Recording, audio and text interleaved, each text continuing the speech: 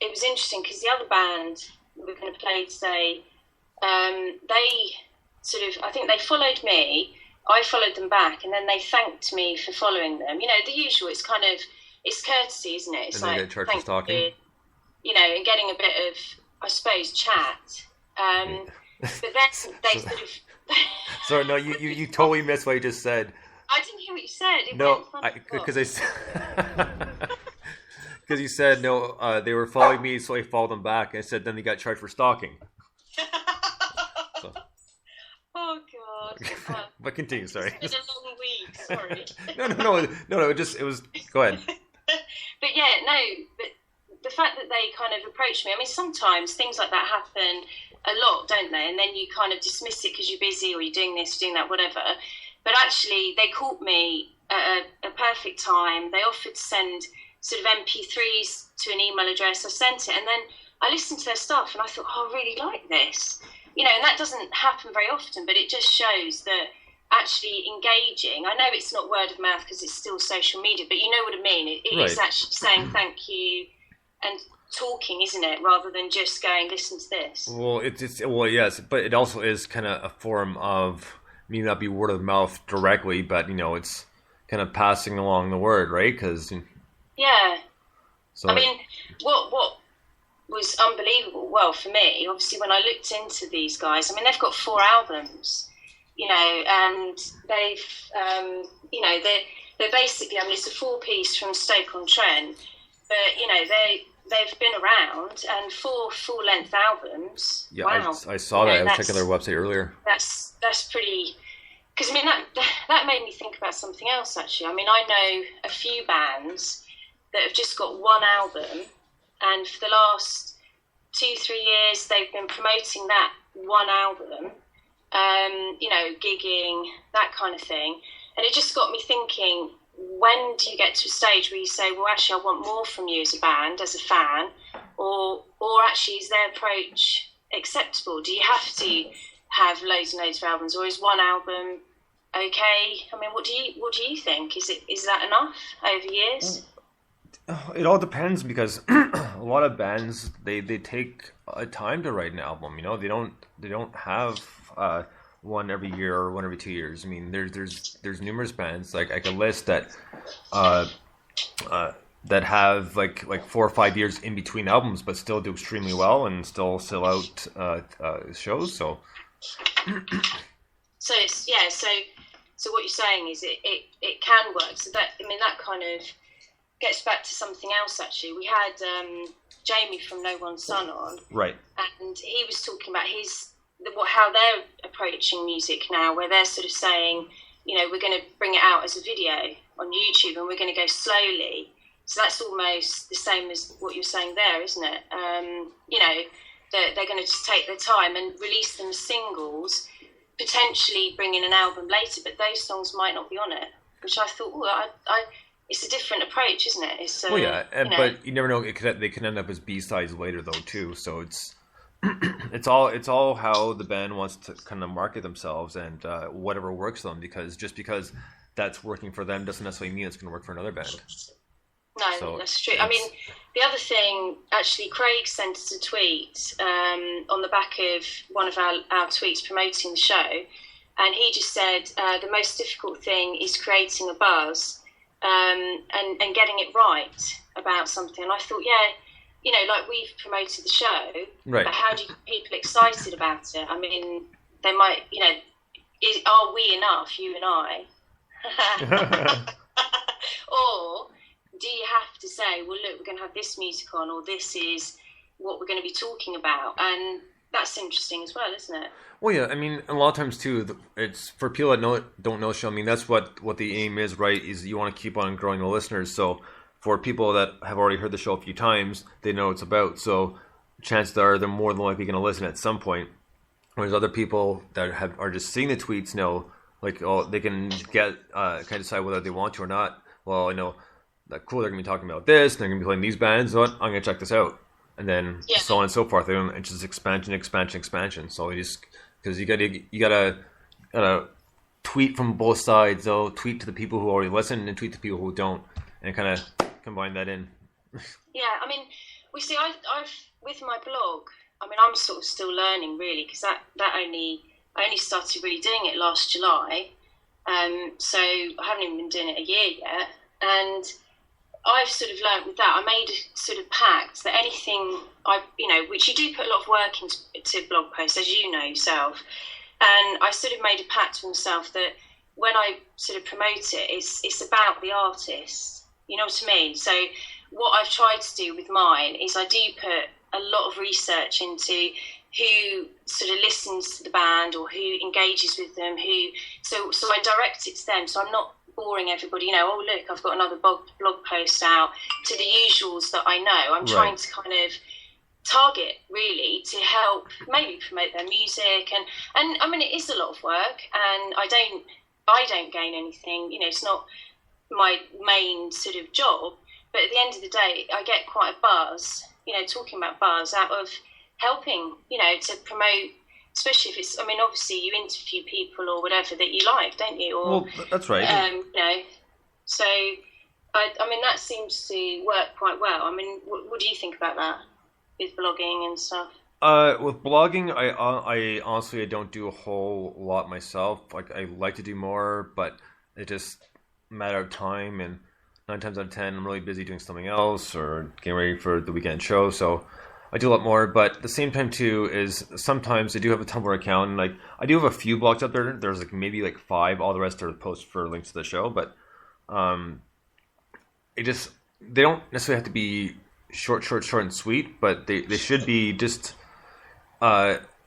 shorter, because they got to think. People writing these blogs got to think that you can only put so much in before either the person starts to get bored or they just like done reading. They'll just skim through it. They won't read the whole thing.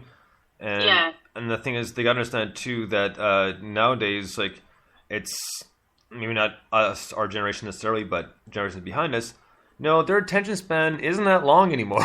Because it's all fast paced. Everything's fast paced, so they come on and read it and get it over with. I'm not saying like 3 or 4 lines, but sometimes you can come up with that fairly simply. I mean, it doesn't need to be like a story. I mean, you're blogging, you're not writing a story about the band. It's not like a biography.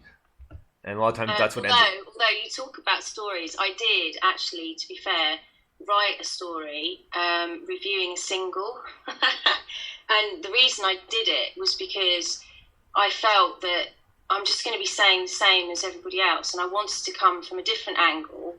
And, I mean, I love music, but I'm also a writer, and I love writing. And I did it as a short story, and I don't think people realise that it actually wasn't real. It wasn't. It was about a gig and stuff, and I think people actually believed I'd gone to a gig and heard it, but it was a story about it. I called it that, a story about the song, but it was just it was just trying to be a different approach. I think that's the thing, is trying to find ways of not getting on people's nerves because you're forever saying, look at my stuff, but finding ways of promoting it so that people know you've written something new and put work into it. Well, and not just that, just in general, even like for Music Saturday, I know, excuse me, a lot of the reviews that I do are honestly, a lot of them are on the spot, and there's songs I've heard like maybe a few seconds of. Then once I've heard the whole song, I can make my judgment call.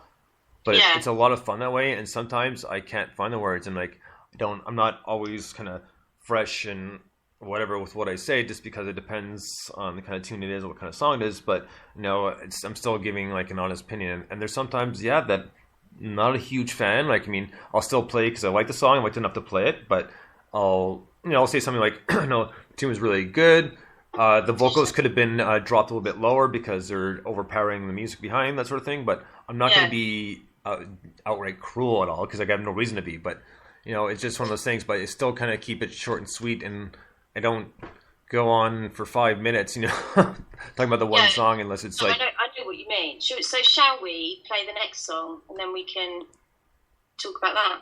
Absolutely. The next song is by a band called Ghost Trains, and the song is called Miss Emily. Dig this. Hey.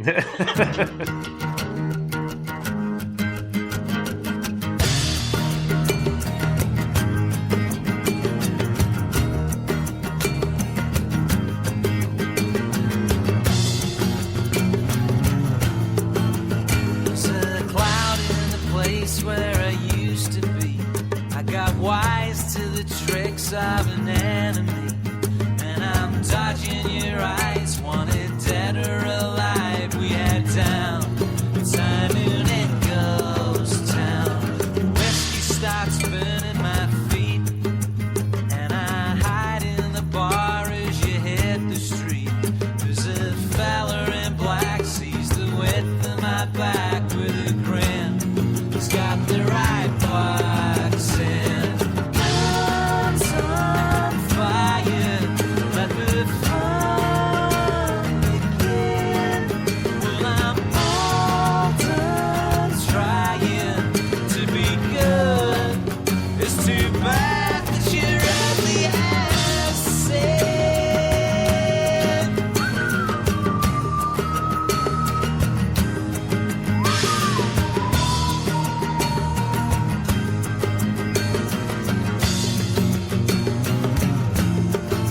So I creep up the stairs you don't see, as I lie on my back with Miss Emily.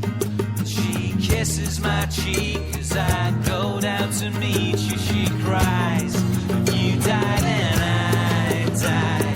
Gunfire erupts in the air, so we look out, those engines are everywhere. As you drop to the dirt, God, I pray that it hurt. We ride out, and won't stop till sundown. Guns on fire, let the fun begin. Well, I'm all done trying to be good. It's too bad that you're ugly as sin.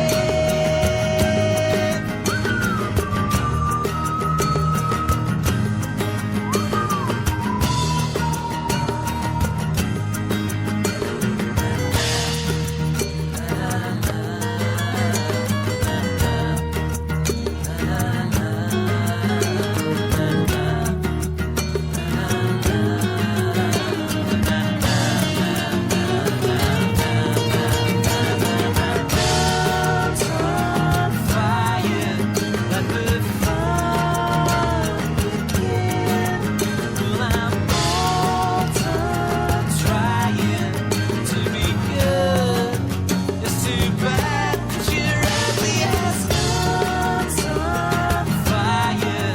Let the fun begin.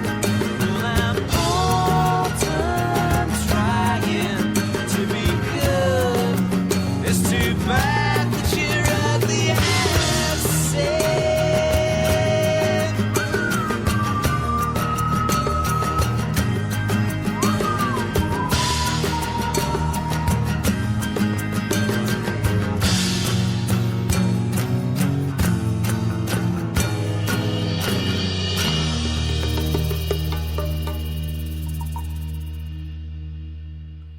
Right on. That was Ghost Trains. That was the band Ghost Trains, and the song was called Miss Emily, which was really good. Yeah, Miss Emily, I love the way you say it. I'm not the best accent. I've been butchering it a little bit, so I apologize for that. But I really like it because the production of it and the arrangement remind me a lot of the Gypsy Ghosts. Right, yes. Yeah. And I really like the vocals, but I kind of like the kind of almost like kind of, it's not necessarily blues, but it's kind of like reggae, kind of a little bit of island music mixed in with kind of like with a folk twist to it, and It reminded me a lot of Crowded House, and I used to really like them. But what I liked straight away when I listened to the music they sent me was how accomplished they are. You could tell, and how talented they are acoustically. And I just felt, I don't know, I really enjoyed it. And they're very different. They are diverse with their songs. But yeah, no, really, really good. Yeah. So yeah, that's like I said. I really enjoyed it, and like I said, it did remind me of the Gypsy Ghost, like the arrangement. So I really liked the tune. Not just for that, there was a lot of quality to it. I was just going to mention.